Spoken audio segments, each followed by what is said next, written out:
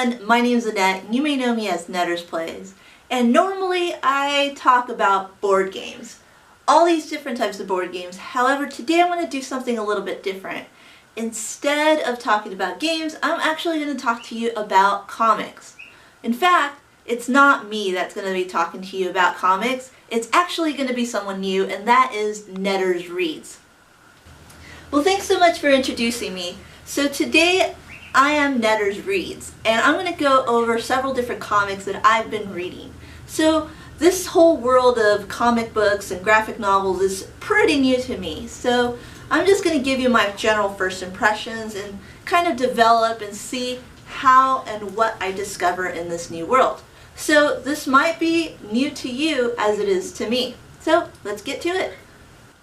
So imagine this world where both men and women live on. However, something's a little different because women aren't able to speak their minds. They have no rights whatsoever. Instead, the male figure is the dominant figure, and there is no sense of feminism at all, no women's rights. So everyone has to be compliant to what men want and their needs too, because it's actually the law. And if you're not compliant to those rights or those laws that they enforce on us, then pretty much you're going to be shipped off to this planet called Bitch Planet.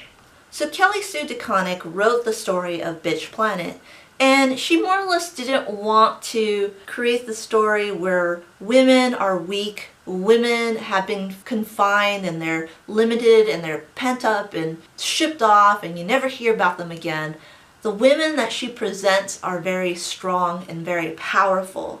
They're women that have been shipped off because they're non-compliant, because they want to speak their minds, because they're frustrated and they just want to do what they feel is right. What I really enjoy, besides the character development and the portrayal of all these different types of women and different sizes and shapes and body types and minorities and everything. She put them all onto this one globe, and they all have this one reason of why they're there, and it's because they don't want to apply and meet the demands of men and be stripped of their rights and their sense of independence.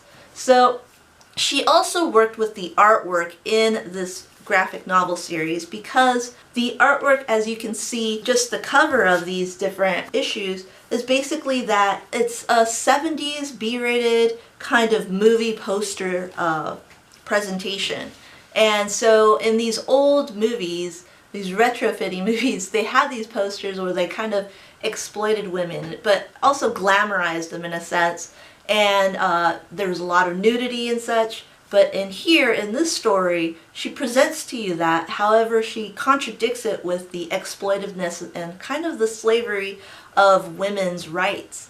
And so I thought that was really interesting, how the artwork kind of worked with what she was trying to get across to the reader themselves. So definitely I'm very much in love with this book series. I really like how it created some sort of development and kind of having a form of just thinking about, what if this world really existed? You know, where would I be?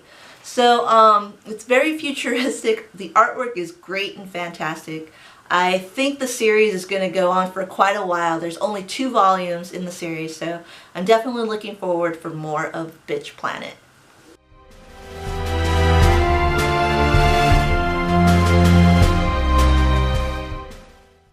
So another empowering story, however it's a little bit more suitable for work, is Lumberjanes. Now Lumberjanes is all about these 5 girls, or should I say hardcore lady types, who actually go to summer camp, and they find friendships there. They figure out who they are, and also they try to get these badges in every single issue. So the cool thing about this story is not only them just kind of hanging out and forming these friendships at summer camp, but it's also about defeating these mystical creatures that live in the woods. Now, I did not see that coming in this story.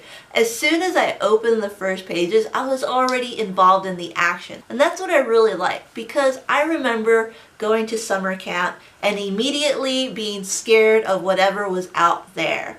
And this kind of enhances that imagination and the creativity of these girls and kind of brings forth these actual monsters that do exist in this world. So I had a lot of fun reading about these stories and these girls, figuring out who they were, and seeing what kind of action-packed adventures they will have in the future. Of course, this story is very lightweight, it's fast-paced, and it's a lot of fun. So if you're looking for something like that, you should definitely check out Lumberjanes.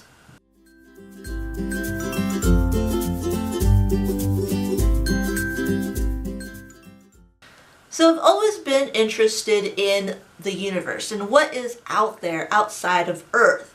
I've always, as a child, followed these great adventures of these astronauts and all these space missions in NASA and try to figure out how people actually got themselves out there and where we're going next. Now this story right here kind of it goes over that whole mysticism of the space program and the astronauts and how we actually went out there. However, this book itself kind of goes a little bit further into a different realm, and that is Orbiter. So this book is actually a dedication to the 2003 disaster of the Space Shuttle Columbia. Now, this is an actual story where the space shuttle came in, was re-entering Earth's atmosphere, and something went wrong. We lost 7 astronauts on that day, and it was a major disaster because all eyes were up in the sky during that time, and it was seen from all over the world. The space shuttle missions never actually were the same after that, and so it affected a lot of people, including this author, and they developed this book. Now this book itself is sort of a similar story where this shuttle kind of goes off and they lost contact with the space shuttle. No one knows what happened, and because of that, the space program shut down. 10 years later, there's no Space Kennedy Center, there's nothing like that. NASA has just deployed itself and there's no more NASA and there's no more missions to space. However, in the story, the space shuttle comes back 10 years later and things are different. So people are intrigued into seeing what is actually happening. How did it return? Why did it return? And why is someone on the shuttle itself? Now this is a really intriguing story. I really enjoyed the development of it, the what ifs, and what is really out there and why we're trying to explore space itself. So I really enjoyed this story a lot. I wish there was more to it. There's only this one book itself, so there's a beginning, a middle, and an end, and I felt like they rushed the end a little bit too much. I wanted more out of it. I wanted to see what was actually out there, and it just didn't develop in that kind of way. So, but it was still intriguing, and I really liked the development and the actual dedication and kind of overlaying between the two stories, the real story and the story in this graphic novel. So that is Orbiter.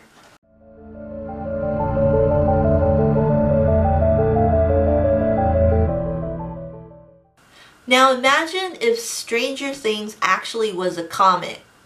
And that actually is true. There is a comic series that is sort of like that, and that is Paper Girls. So Brian K. Vaughan places the reader back into the world of the 80s.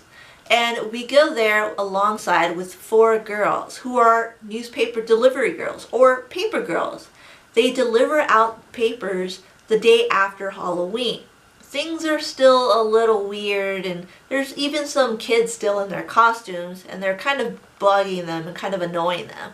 And in the story, you get the feeling that you're back in the 80s. You have Walkmans, you have movie posters that were from back in the day. You also have the furniture and just the bikes, and everything just felt like it did back then. The girls were very independent. They were out riding their bikes in the middle of, the evening or early morning, and there was no say-so. Like the adults, there was never adults around when I was growing up. So it placed me back into the 80s. Now the other cool thing is that once they go on their route, something very strange happens. And that's a different thing that I did not expect. Throughout most of the series, I was very confused at what really was going on, because it's not about the 80s itself. It's also about space and time and monsters and aliens and all these different weird things. So the story is really developing into this big space travel just weirdness. And it's something that I don't think is an easy read if you're just starting off, but it's so beautiful to look at. It's also nostalgic, and if you're looking for just things to just kind of whip you around and just kind of take you on an adventure where you're a little confused, but you're trying to figure out what was going on, and then sometimes you do actually get things. I really like those moments. I can see the story developing into a really impactful conclusion. However, there's only 3 books out right now. The artwork is great. I really enjoyed how the coloring is in this book. The different shades of colors. It's not all filled out, but the shadowing work with the lines and also the color, how it kind of softens it a little bit, the story. And so I enjoyed reading it, even though I was a little confused. But I could see myself reading a couple more stories and seeing where this takes me, because I have no idea where I'm going to go with this story. So I really enjoyed it, but however, it might not be for everyone. And that is Paper Girls.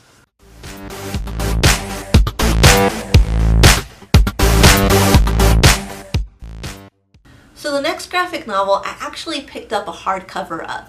And I picked it up because it's from the same author that wrote the Scott Pilgrim series, and that's Brian Lee O'Malley. He wrote this awesome book called Seconds. So the story follows the character of Katie, and Katie is a young chef who actually wants to get her own restaurant. The thing is that she is looking into developing it in this old beat up building, which winds up costing her a lot more than she thought. So she's kind of at odds with herself and a little bit depressed at figuring out like why things aren't working out the way she really wants them to work out. And just like any other story, that happens to all of us. However, in this book itself, there's something a little bit more strange, and that is mushrooms. So she actually finds this box of mushrooms in her drawer, and it comes with a note and a notebook, and it pretty much says, write down your mistakes here and then eat this mushroom. And so she kind of does, and the next thing you know, she's on this trippy adventure and things actually erase and her mistakes are gone. And she ends up dealing with these newfound way of doing things by eating these magic mushrooms. There's also this character Katie, who is not the most enjoyable character in the whole story because she's kind of a but that being said, it's still fun to follow along because things are relatable in the story. You know, things aren't always so perfect and things aren't always just so great, but that's okay. And she kind of finds that out in the story too. So I definitely enjoyed reading Seconds. I think it was one of my favorite books this past month because it was just a lot of fun figuring out, you know, who this character is and why she's doing these really dumb things and why is she eating these mushrooms too. So I had a lot of fun reading Seconds, and you should definitely read it if you like Brian Lee O'Malley's work. So definitely it's a big read for me, and I really enjoyed it. So you should definitely check out Seconds.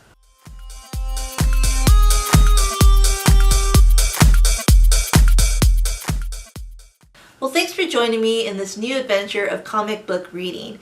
And if you definitely want to follow me, you could click subscribe, click like, and also you could follow my other adventures in board games too. So it's not just about comics, but it's also mainly about board games. But you can also follow my other videos. You can follow me on Twitter, on Instagram, I'm on Facebook, all over social media as Nettersplays. Well, thank you so much, and I'll see you next time. Bye.